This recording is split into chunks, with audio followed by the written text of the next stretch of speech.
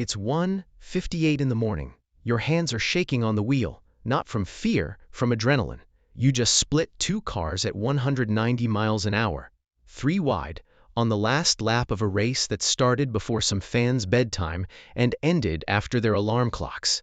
You cross the line.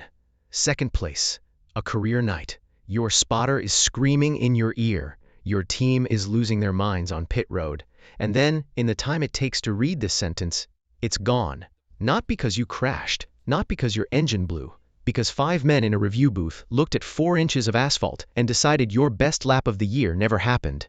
That is exactly what happened to Bubba Wallace early Monday morning at the Quaker State 400 in Atlanta. And before we get into how NASCAR justified taking it away, quick pause.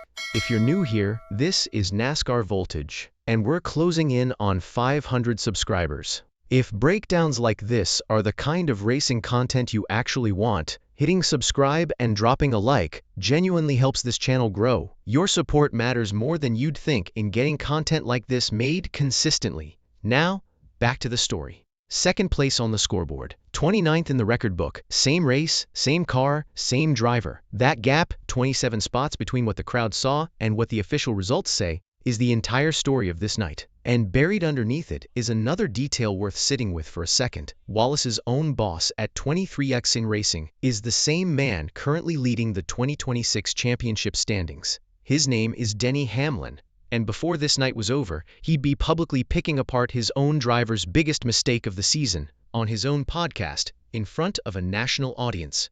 To understand how a second-place finish became a 29th place finish, you have to go back to how this race was even still running at 2 a.m. ET. NASCAR handed down the penalty in the minutes after the 263-lap overtime extended race finished. A race delayed nearly 3.5 hours by rain and not completed until just before 2:00 a.m. ET.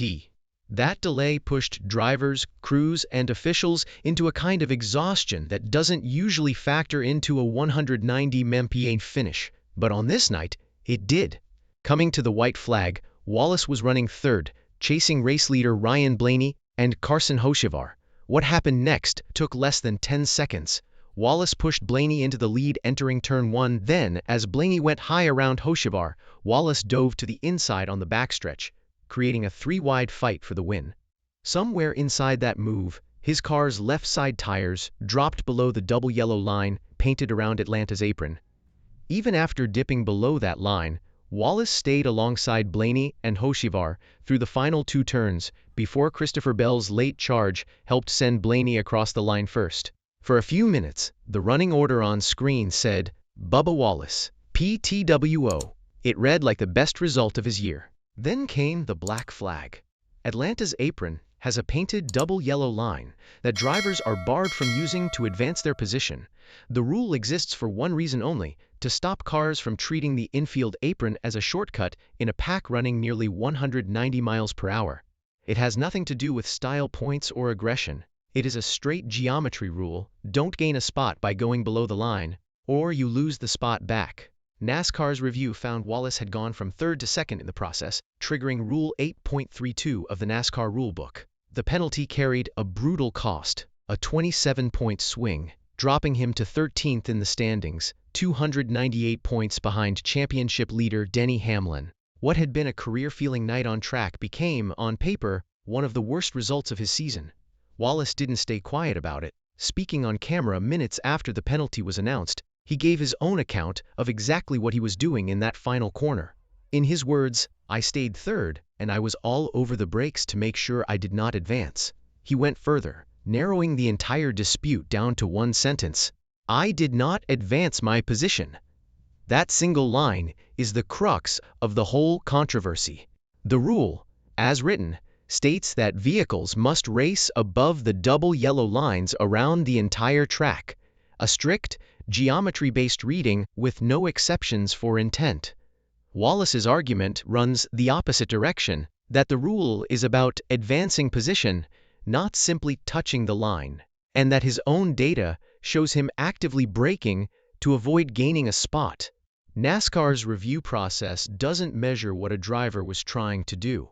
It measures where the car physically ends up relative to the paint. Two completely different definitions of the same moment, and neither side has budged. But the yellow line penalty wasn't the only flashpoint of Wallace's night.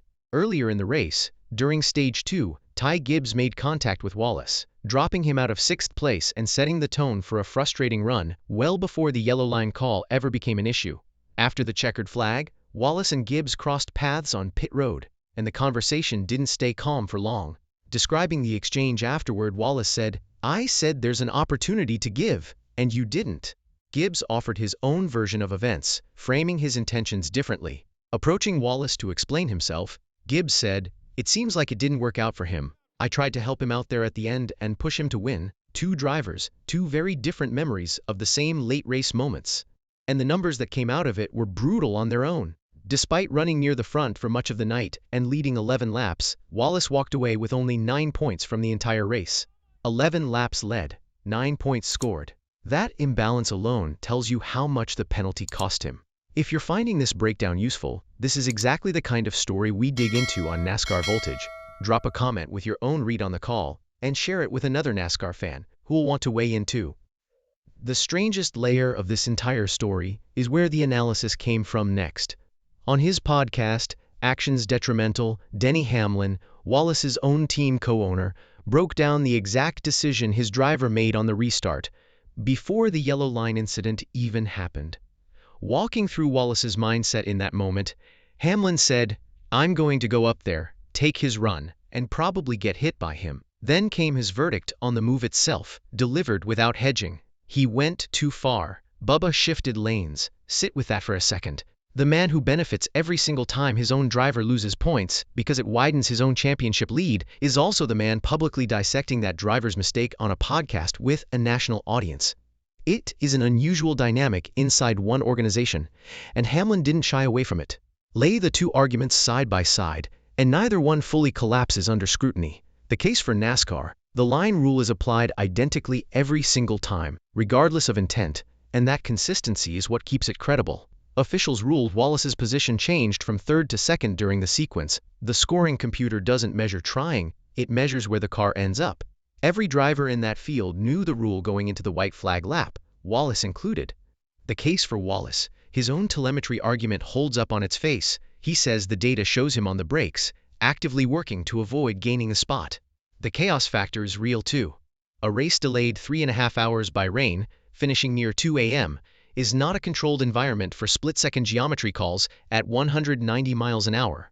And his defense hinges specifically on the exact wording of the rule, that it bans advancing your position below the line, not simply touching the line itself, and he maintains he never actually advanced. Zoom out from this one night, and the picture gets more complicated.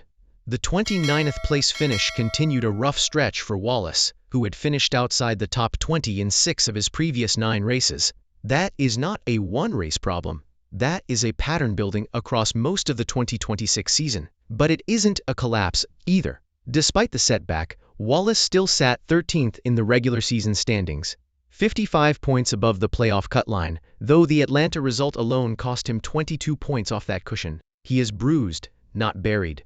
And running underneath all of it is the same thread that opened this whole story. The co-owner publicly critiquing Wallace's on-track decisions is also the driver he now has to close a 298-point gap on before the season ends. That is not a subplot. That is the season. So here is what nobody in that review booth can score for you. Was this a driver playing it safe and getting robbed by 4 inches of yellow paint? Or a calculated gamble that simply didn't pay off, one Bubba Wallace now has to live with either way? NASCAR says the rule doesn't care about intent. Wallace says the tape proves his intent. Denny Hamlin, his own boss, says he simply went too far. 3 different verdicts, 1 scoreboard, and it still reads 29th. Drop your verdict in the comments, and if you enjoy real NASCAR breakdowns like this, you'll like what's coming next. Make sure you're subscribed to NASCAR Voltage so you don't miss it, and share this with someone who'll want to argue about this call as much as you do.